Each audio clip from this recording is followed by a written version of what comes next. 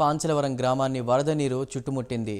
గొంగులూరు డ్రైన్కి గండిపడ్డంతో సమీప గ్రామస్తులు బిక్కుబిక్కుమంటున్నారు. కృష్ణానదికి వరద పోటెత్తడంతో వేల ఎకరాల్లో పంట పొలాలు మునిగిపోయాయి. అయితే ప్రస్తుతం కృష్ణానదికి వరద తగ్గినప్పటికీ వరద నీరు కాలువలకు పోటెత్తుతోంది. దీనిపై మరింత సమాచారాన్ని మా ప్రతినిధి రవికృష్ణ అందిస్తారు. ఇక్కడ ఉన్నటువంటి వేమూరు నియోజకవర్గానికి సంబంధించిన మంచాళవరం అనే గ్రామంలో ఉన్నాను. ఈ గ్రామానికి సంబంధించి ప్రధానంగా కూడా ఏదైతే డ్రైన్ ఉందో డ్రైన్ పూర్తి స్థాయిలో కూడా ఒక్కసారిగా కూడా డ్రైన్ అనే దానికి గండిపడినటువంటి నేపథ్యంలో గ్రామం చుట్టుపక్కల పూర్తిగా కూడా జలమయమైంది. వరద నీరు ఒక్కసారిగా కూడా పోటెత్తింది. మనం విజువల్స్లో చూడొచ్చు. ఇప్పుడు ఇక్కడ పరిస్థితి ఏ విధంగా ఉంది ఏమిటి అనేది కాలు కనుక కింద పెట్టినట్టయితే పూర్తిగా కూడా ఇక్కడ ఇక ఒక సముద్రంలో వెళ్ళినంత పరిస్థితి అయితే ఇక్కడ కనపడుతూ ఉంది. ఇక్కడ పూర్తిగా కూడా దెబ్బతిన్న నేపథ్యం.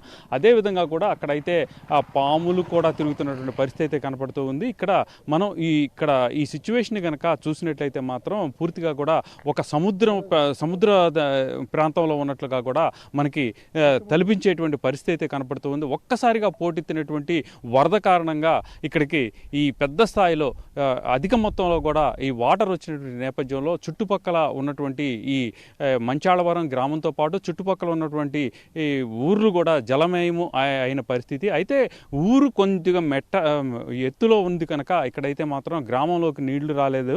కానీ చుట్టుపక్కల ఉన్నటువంటి వేలాది ఎకరాలు ఏవైతే ఉన్నాయో ఈ వేలాది ఎకరాల్లో పంట మాత్రం పూర్తిగా కూడా నష్టపోయిన పరిస్థితి అయితే ప్రస్తుతం కనపడుతూ ఉంది.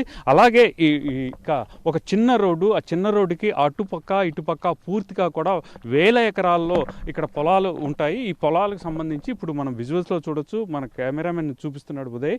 ఇక్కడ ఏ విధంగా ఇక్కడ నాటు వేసి దరిదాపు ఒక 20 రోజులు అయినట్లుగా కూడా కనపడుతూ ఉంది. ఈ నాటు వేసి ఏదైతే ఇప్పుడు ఆ గడ్డి తల ఎత్తి కనపడతా ఉందో వరి నారు అంతవరకు మాత్రం సేఫ్ సైడ్లో ఉంటుంది. మిగతాది మొత్తం అంటే మనకు కనుచూపు మేరలో ఇక్కడ ఒక ఎకరం 2 ఎకరాల్లో మినహా మిగతాది మొత్తం కూడా ఇక వరదార్పణం అయిపోయిన పరిస్థితి.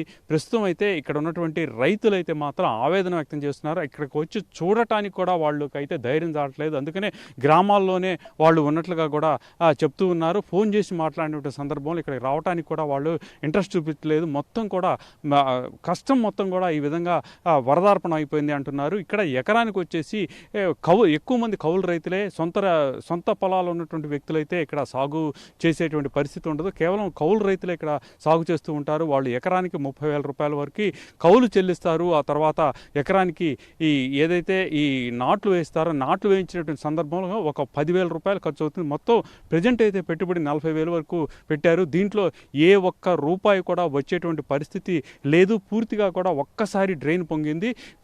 నిన్నటి నుంచి వరద ఉధృతి తగ్గింది. వరద ఉధృతి తగ్గినప్పటికీ కూడా ఈ డ్రైన్కి అయితే మాత్రం అదే పనిగా పెద్ద స్థాయిలో కూడా వాటర్ వస్తున్నటువంటి నేపథ్యంలో ఇక్కడ పరిస్థితి అయితే మాత్రం ఇంత ఇదిగా ఉంది. చుట్టుపక్కల ఏదైతే లంక గ్రామాలకు చుట్టుపక్కల ఉన్నటువంటి కృష్ణానదికి సమీపంలో ఉన్నటువంటి గ్రామాలు ఏవైతే ఉన్నాయో అవి అన్నిటిలో కూడా ఇటువంటి పరిస్థితులే రైతులకు మాత్రం కడగళ్లే మిగిల్చిందని చెప్పుకోవచ్చు. ప్రజెంట్ ఇక్కడ ఈ విధంగా అంటే వాళ్ళు ఎంతో ఇక పెట్టుబడి పెట్టి అది ఎంతో ఆశతో ఏదో వస్తుంది భూమి మీద నమ్మకంతో వాళ్ళు ఇట్లా సాగు చేస్తున్నటువంటి క్రమంలో ఒక్కసారిగా వచ్చినటువంటి వరదలు అంటే మొత్తంగా కూడా ఒక 4 రోజుల్లోనే వాళ్ళ లైఫ్నే మార్చేసిన పరిస్థితి అయితే ఉన్నట్లుగా కూడా తెలుస్తుంది.